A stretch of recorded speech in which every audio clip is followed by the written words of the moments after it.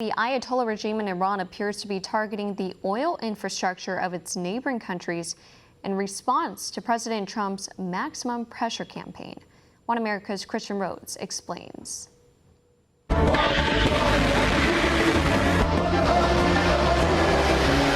A fairly obscure Iranian proxy comes to the forefront of international politics in the wake of last week's attack on an oil refinery in Saudi Arabia.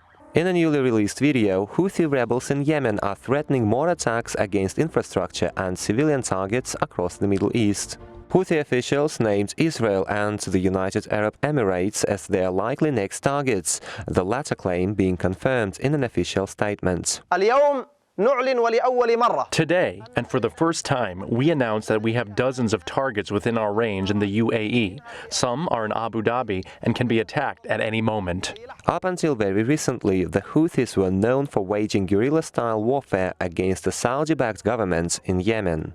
But just days ago, the Iranian-backed group claimed responsibility for the attack on Saudi oil, saying it has developed the capability to expand its operations far beyond the Yemeni borders. A Houthi threat to attack the UAE is stirring international concern, as another strike against a major oil hub could drive a major increase in global energy prices, possibly causing a new economic recession. We'll be talking to UAE and many of the neighbors out there that we're very close friends with. We're also talking to Europe. Saudi officials say Houthis aren't capable of staging drone and missile attacks across the region, and Iran's Ayatollah regime is likely using its proxy to divert attention from its own actions.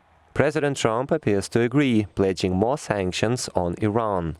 But a new report by the Middle East Media Research Institute claims the less oil Iran is able to export, the more it will be inclined to attack, cripple and destroy oil infrastructure across the Middle East. هذا تهديد خطير للسعودية سوف يبقى.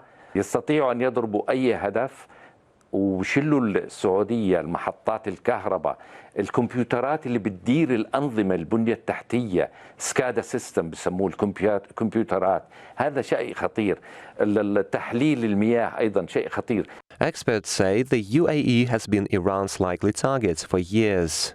It remains unclear if the Emirati military or US forces in the region would be able to detect and repel a possible drone attack that could take place any moment. Further, ongoing threats also fuel speculation of possible war with Iran, something many US lawmakers oppose. If you add Saudi Arabia's military budget to all their allies, all these Gulf sheikdoms that surround Saudi Arabia, they spend 8 times more on military than Iran. So they're more than capable, I think, of holding off Iran, retaliating against Iran.